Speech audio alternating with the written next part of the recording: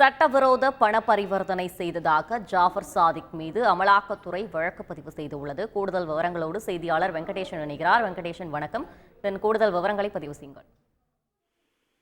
சர்வதேச போதைப் பொருள் கடத்தல் விவகாரத்தில் ஏற்கனவே தமிழக திரைப்பட தயாரிப்பாளர் ஜாஃபர் சாதிக் உள்ளிட்ட 4 பேரை அமலாக்கத்துறை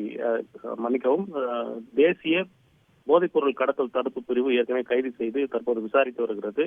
ஜாஃபர் சாதிக்கை நேற்று அந்த போதைப்பொருள் தடுப்பு பிரிவினர் கைது செய்து 7 நாட்கள் காவல் பெற்று அவரிடம் கடுமையாக புலன் விசாரணை என்பது மேற்கொண்டுள்ள நிலையில் இதில் இந்த போதைப்பொருள் கடத்தல் விவகாரத்தில் சட்டவிரோத பண பரிவர்த்தனை தொடர்பாக அமலாக்கத்துறையும் ஒரு வழக்கு பதிவு செய்துள்ளது. அவரை விரைவில் கைது செய்து அவரிடம் முறையாக விசாரணை நடத்தவும், இதில் நடந்த சட்டவிரோத பண பரிவர்த்தனை தொடர்பாக அனைத்து அம்சங்களையும் ஆராயவும் அமலாக்கத்துறை திட்டமிட்டுள்ளனர். இந்த 7 நாட்கள் காவல் முடிந்தவுடன் அவர்களும் தங்களுக்கு காவல் விதிக்க கோரி ஒரு மனு என்பது பாட்டியாலா நீதிமன்றத்தில் தாக்கல் செய்ய திட்டமிட்டுள்ளனர்.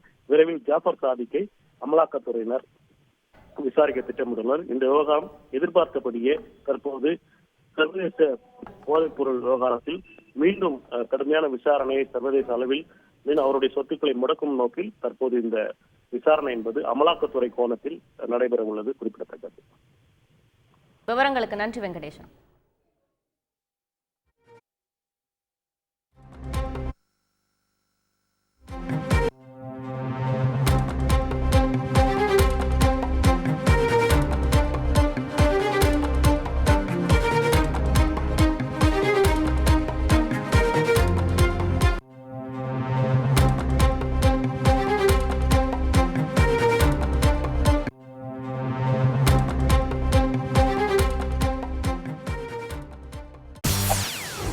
செய்திகளை உடனுக்குடன் தெரிந்து கொள்ள உடனே சப்ஸ்கிரைப் பண்ணுங்க.